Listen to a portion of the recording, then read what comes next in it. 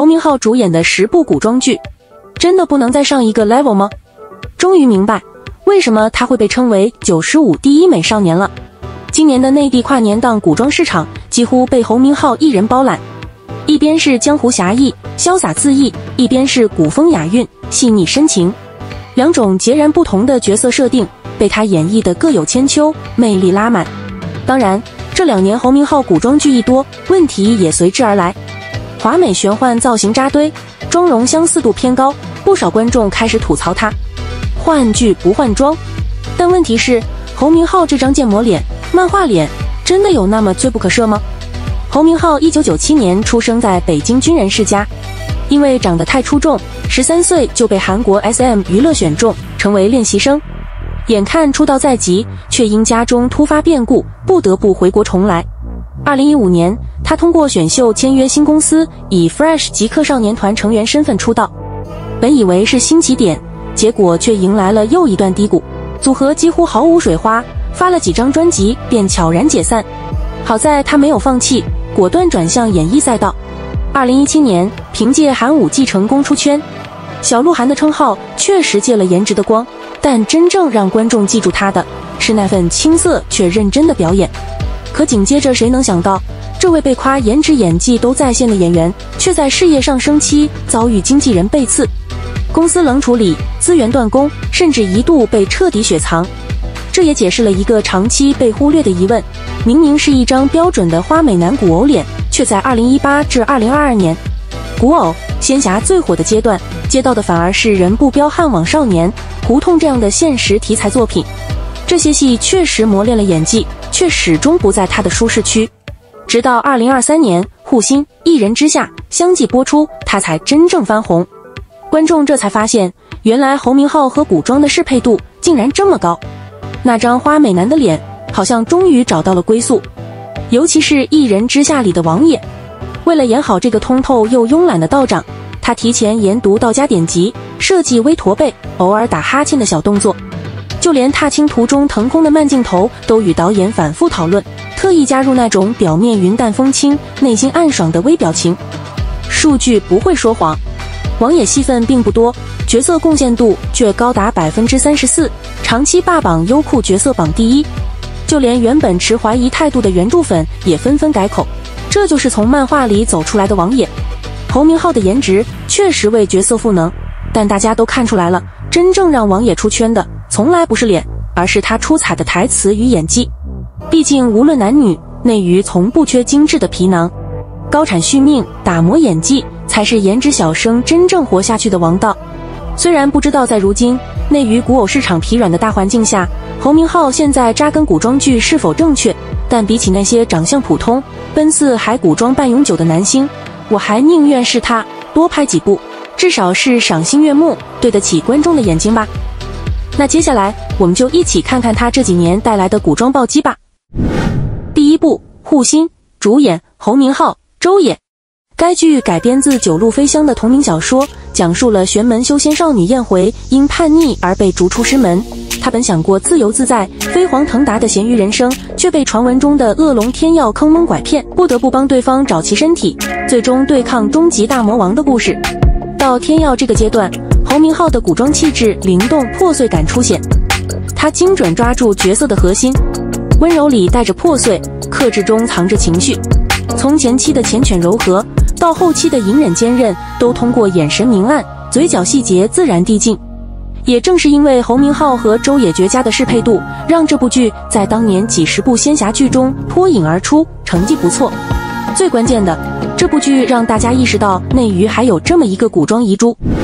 第2部一人之下，主演彭昱暢、侯明昊、王穎璐。該劇改編自米二創作的漫畫《一人之下》，講述了平凡少年張楚岚因爺爺屍體的離奇失蹤，從而被捲入前所未見的異人世界之中。侯明昊扮演的就是異人主角團之一的王爺。雖然這是一部現代玄幻劇，但是王爺卻是粗布麻衣的道士，也算是古裝風格。可以說，王爺是侯明昊的關鍵轉折點。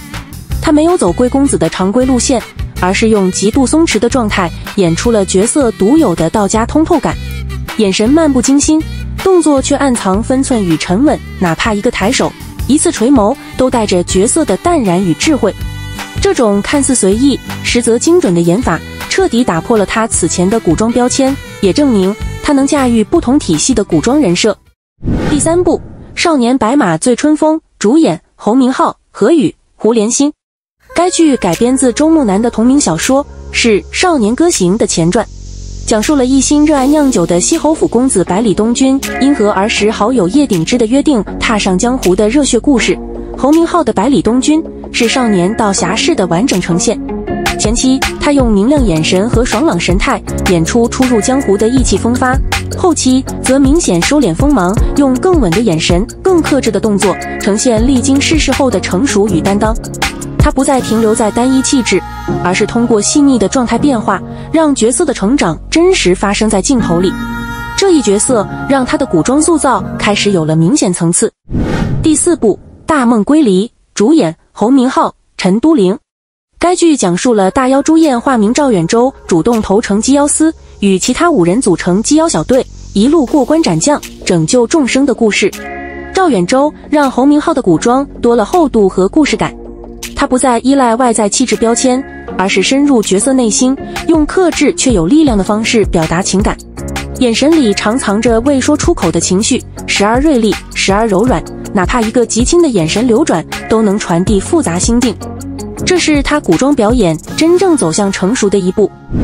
第5部《淮水竹亭》，主演劉詩詩、張雲龍。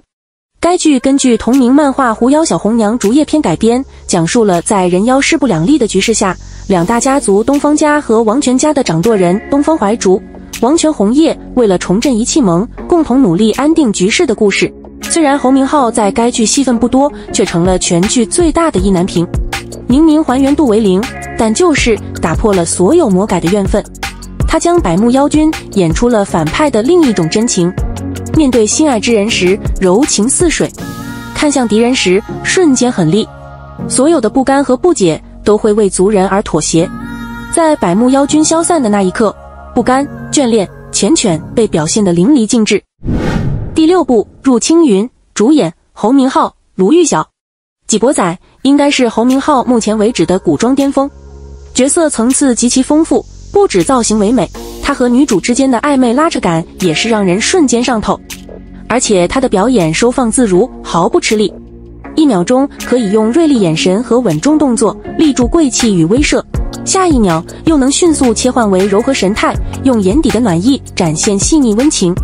2種極端氣質切換毫無割裂，情緒爆發戲也精準到位，感染力直接穿透屏幕。第7部《逍遙》，主演譚松韻、侯明昊。該劇圍繞人族與妖族爭奪玉里神拳展開，生性灑脫的鬼馬少女逍遙步入萬妖谷之後，與萬妖之王紅葉開啟萬妖谷奇幻之旅。侯明昊飾演紅葉，邪魅與孤寂並存，被封印100年的妖王，表面冷酷強勢，內心純情擔當。雖然大夢歸離和逍遙2大妖王形象神似，但我感覺侯明昊飾演的紅葉角色塑造層次更為豐富，從初次被女主喚醒的疏離戒備，到與女主逍遙相處時流露的深情與溫柔，他都通過眼神和微表情自然過渡，演活了對女主愛恨交織的複雜情感。第8部《玉明茶谷》，主演侯明昊、娜扎。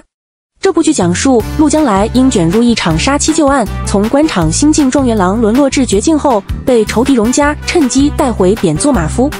在這場贅婿之爭中，陸將來稱得上是教科書級別的藍綠茶，假裝示弱實則心機，又爭又搶步步上位。在玉明茶谷中，侯明昊徹底顛覆了以往或高冷或可愛的大妖形象，自帶雙重個性。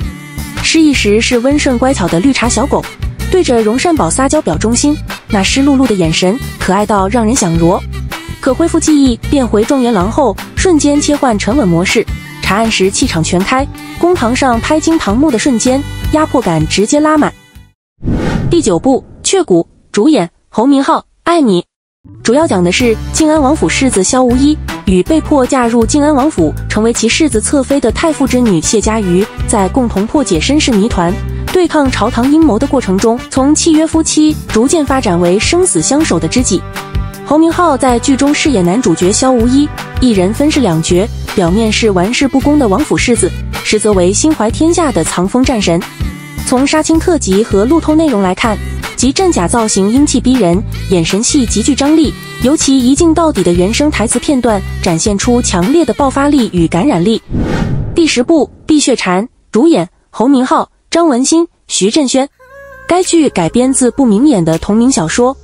講述了3名背景對立、隱藏身份的怪俠楊無間、沈青石和周懷成團同行，探究長生的秘聞。然而，所有光怪離奇的事件竟然都息息相關，全部指向同一樁陰謀。